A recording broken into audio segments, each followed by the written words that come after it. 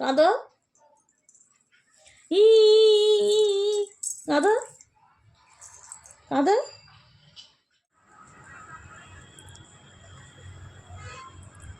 Hello everyone, good morning. কেমন আছো সবাই? আশা করি সবাই অনেক ভালো আছো, সুস্থ আছো, আর আমরাও ভালো আছি। তো শীতের সকাল, কেমন শীত পড়ছে তোমাদের ওদিকে? আমাদের এখানে তো ভালোই শীত পড়েছে।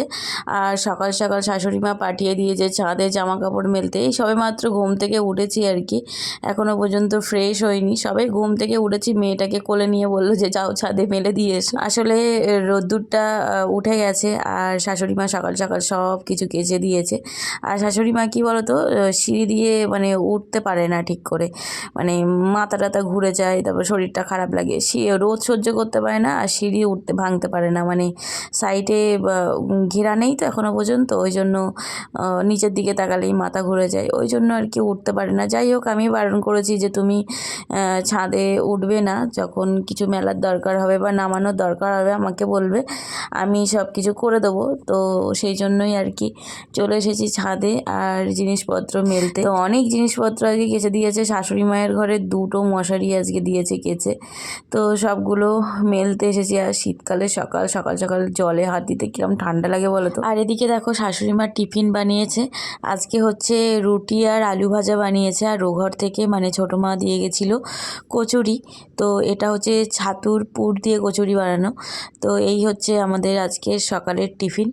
আর আজকে সন্ধেবেলা জানো তো বর বাড়ি চলে এসেছে, তাই বর আর আমি দুজন মিলে একটুখানি বেরিয়েছি ঘুরতে। তো ঘুরতে ঠিক না, মানে ঘোরাও হবে, মানে সেই রথ দেখা কলা বেচাও একই ব্যাপার, মানে কি বলবো, সেই রথও দেখবো কলাও বেচবো, এরকম আর কি ব্যাপার।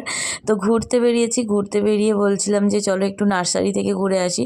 আর আমরা কিন্তু ঘুরতে বেরোলে প্রায় সময় নার্সারিতে চলে আসি, আমার গাছ ভীষণ ভালো লাগে, তাই মাঝে মাঝে গাছ কিনতেই চলে আসি। তো এই যে দেখো এখানে অনেক রকমের গাছ ছিল, এবার কিনতে এসেছি সবজি গাছ। গত বছর অনেক ফলের গাছ কিনে নিয়ে গেছিলাম, যেগুলো পুঁতেছি আর তোমাদের সাথে শেয়ারও করেছি। সেই গাছগুলো এখন অনেক বড় বড় হয়ে গেছে। আর এই যে আমার বর সার দেখছে, কি সার নেওয়া যায়, কি নেওয়া যায়, মানে আমার বর এই সব দিক থেকে মানে এক্সপার্ট, যে কি কি নেওয়া যায়।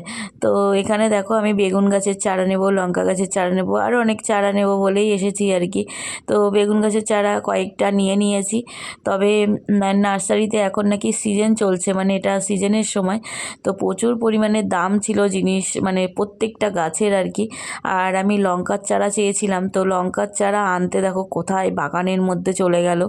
এখন কিন্তু রাত প্রায় 6:30 7টা, শীতকালের রাত কিন্তু এটা অনেক রাত। তো বাগানের মধ্যে ওরা দুজনে চলে গেছে, মানে নার্সারির যে লোকটা ছিল ওই লোকটা আর আমার বরটা দুজন মিলে গেছে। আমার তো টেনশান হচ্ছিল, আমি উপরে দাঁড়িয়েছিলাম, আমিও যাচ্ছিলাম কিন্তু আমাকে নিয়ে গেল না। তো বললো যে তুমি এখানে দাঁড়াও, আমরা নিয়ে আসছি। তার কিছুক্ষণ পরে প্রায় 5-7 মিনিট পরে দেখো এখান থেকে গাছ নিয়ে এসেছে, মানে ওই ভেতরের দিকে রয়েছে লঙ্কা গাছের চারা, তো সেই লঙ্কা গাছের চারা নিয়ে আসতে গেছিলো, তো নিয়ে এসেছে। তো আমরা এখান থেকে এইসবই নিয়েছিলাম আর কি, যে লঙ্কা গাছের চারাগুলো মুড়িয়ে দিচ্ছে। আর সেরকম কিছু সবজির গাছ ছিল না, সেই জন্য আর নেওয়া হয়নি।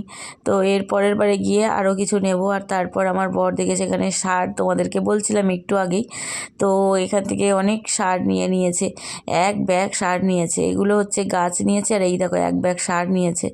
এগুলো ওই গাছের গোড়ায় খুঁড়ে খুঁড়ে সারের সাথে মাটির সাথে একসাথে মিশিয়ে দিতে হবে। এগুলো কিন্তু সবই জৈব সার, কোনোটা রাসায়নিক সার নেই। আর একদম হাই রোডের পাশে এই নার্সারিটা ছিল। এখান থেকে প্রচুর পরিমাণে বিক্রি হয়, ফুল গাছের চারা থেকে শুরু করে সবজি, ফলের গাছ, যে কোনো জাতীয় গাছ আর কি, সব কিছু বিক্রি হয়। তো এবার আমাদের গাছ কেনা হয়ে গেছে, এবার যাচ্ছি বাড়ির দিকে।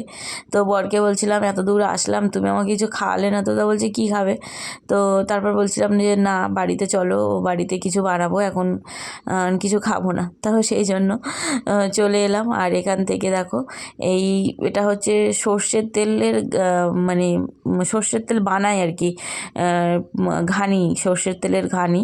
তো এখান থেকে আমার মেয়ের জন্য সর্ষের তেল নিয়ে নিচ্ছি। আর সবাই জানো যে আমার মেয়েকে আমি কিন্তু সর্ষের তেলই মাখাই, মানে ও যখন থেকে হয়েছে তখন থেকে কিন্তু আমি সর্ষের তেল মাখাই। ডাক্তারে মাখাতে বারণ করে, তারপরেও মাখাই। আমার মেয়ের কোনো অসুবিধা হয় না। আর কীভাবে মাখাই সেটা তো তোমাদের সাথে শেয়ার করেছি, তোমরা যারা আমার ভিডিও দেখো তারা অবশ্যই জানবে। তো এখান থেকে আবার সর্ষের খোলও নিয়ে নিয়েছিলাম গাছের জন্য।